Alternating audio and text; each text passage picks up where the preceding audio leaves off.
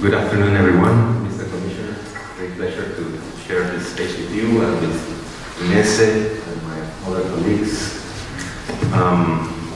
I think we all are aware that the year 2015 is going to be a very special year for the world and for the international community at large.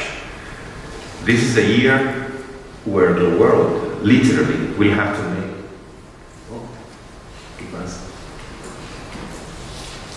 decisions.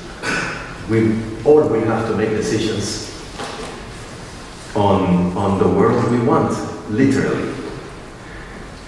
This is the year in which the international community will reveal, will show whether we really can get our act together as world, as international community, and be able to address a number of pressing challenges that we are seeing mounting and mounting and mounting, and that so far we haven't been able to do much about them. In 2015 is the year when the NDGs will end, and we will need to have, that's the idea, a new anti-poverty agenda. This is one of the streams of work of Post-2015, what comes after the NDGs, but it's also the year in which we will hope to have this convergence between the discussions stemming from the more like the sustainability, the environmental discussions stemming from the Rio process. And I think we all can agree that the discussions on poverty and the discussions on sustainability and the environment haven't done click so far. There is no satisfaction all over the world as to how we can, make these two agendas synergize, really work together. It has not been the case, unfortunately, to a considerable extent so far. But there is another very important element that's going to happen. This is moving by itself? No, okay. This is the great challenge. In the end, if you allow me, this is what we are after. This is the central discussion that we are having.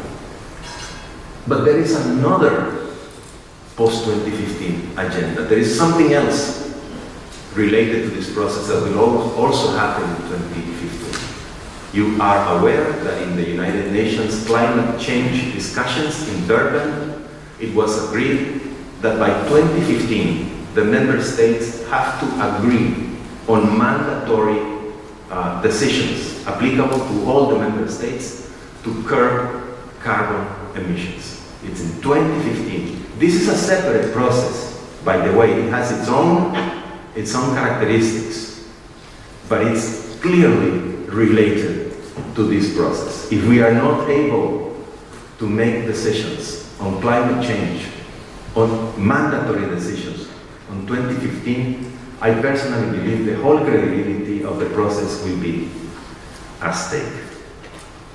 There are other things that are going to happen in 2015 that make it a very interesting year, by the way, but they are not related to our discussions. We're going to have a complete solar eclipse in March of 2015, by the way.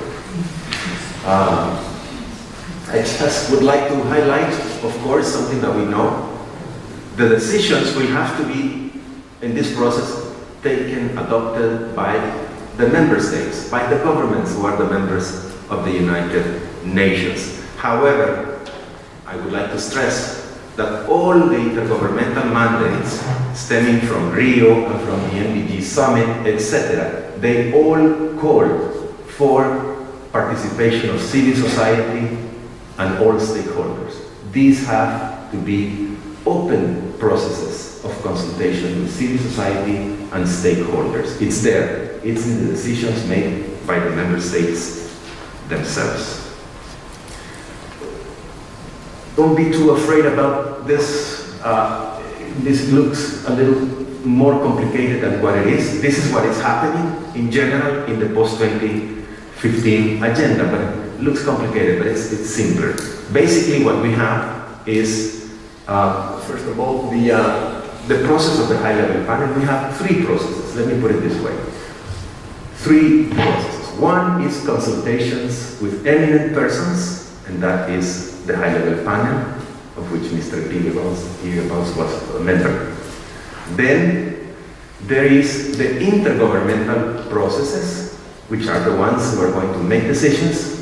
It is not only the open working group. Here I have only the open working group, but there are other processes that are also very important. I already mentioned some, but I will come back. And then there is a number of consultations in compliance with this mandate, that this should be a participatory process. There have been consultations of many sorts, co-led by the United Nations and the member states. There have been 83 national consultations on post-2015, 11 thematic global consultations on energy, health, water, education, justice, governance, etc.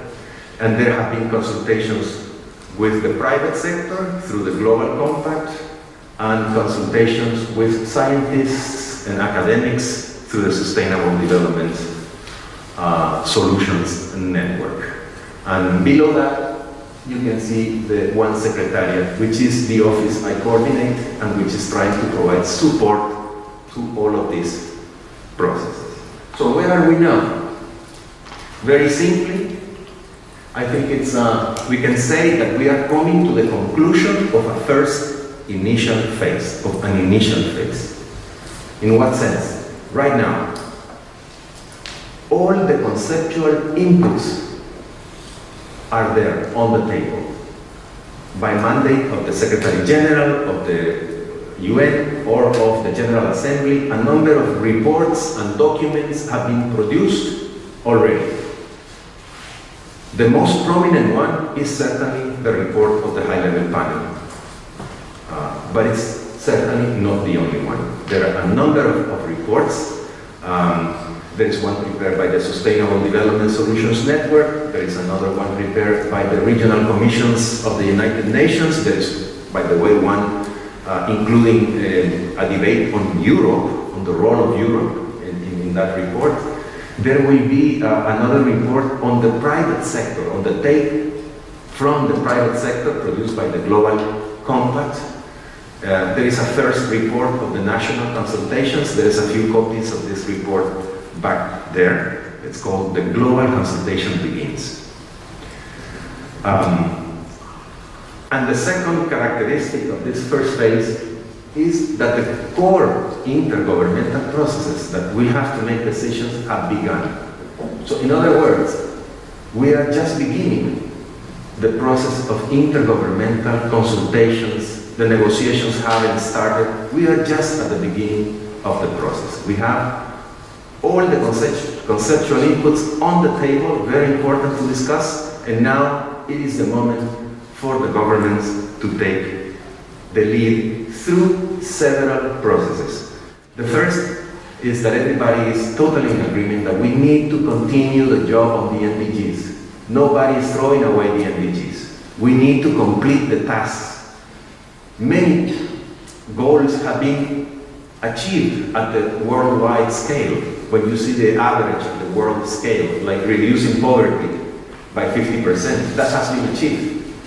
But it's, it's these averages hide a number of disparities in the world, etc. So we have to complete the NDGs agenda. Second, and this is, I think, very important, colleagues and friends, we, as the Commissioner said, there is a discussion on the following. The next global agenda doesn't have to be an agenda for the poor countries. It will not be an agenda, or we don't want it to be an agenda, in which one part of the world, the developed world, does something to the other part of the world, the developing countries, and we set targets for the poor countries to reduce their poverty and then be accountable, etc. No, we are saying that this is not necessarily what happens, that we are evolving toward one global agenda. It might have several sets of goals, that's another discussion, but one global agenda with a universal agenda for developed and developing countries. This is very important to keep in mind and to discuss. What do we think, how we can achieve that? with 4 basic dimensions: a social, an environmental, an economic, and also for the first time in this debate, the issue of governance, good governance, peace, conflict, violence. This issue is very much now in the agendas, as the Commissioner also mentioned. This is another way of looking at the broad contours of the agenda. I will not stop here. I have some phrases from the Monrovia communique of the high-level panel, which also illustrates the kind of language that everybody is using. Let me try to conclude by mentioning some of the very important dimensions of the work of civil society and the private sector that I believe can be, useful in this discussion.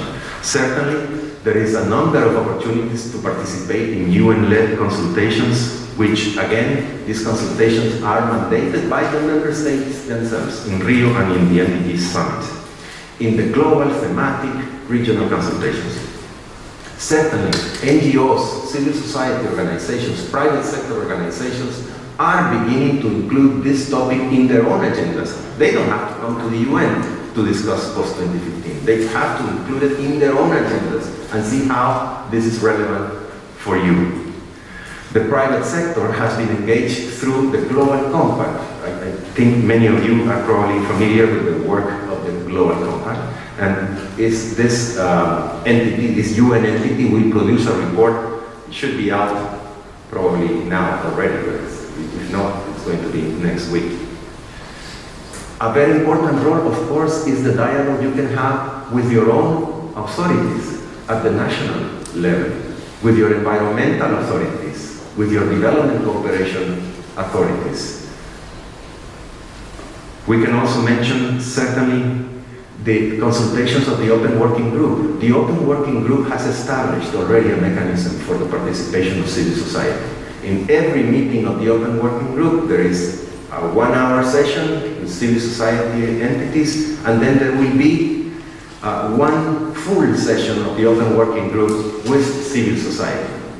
But again, this is not enough. That's what our colleagues from civil society are telling us. We are going to take advantage of this space that the Open Working Group has opened for us, but we are clear that this is not enough. So civil society organizations all over the world are, as we speak, beginning to strategize how they will have incidence in the process from now to 2015. Certainly, supporting the fulfillment of the NDGs is part of this agenda. Working in support of poverty eradication and the NDGs is certainly a part of this agenda.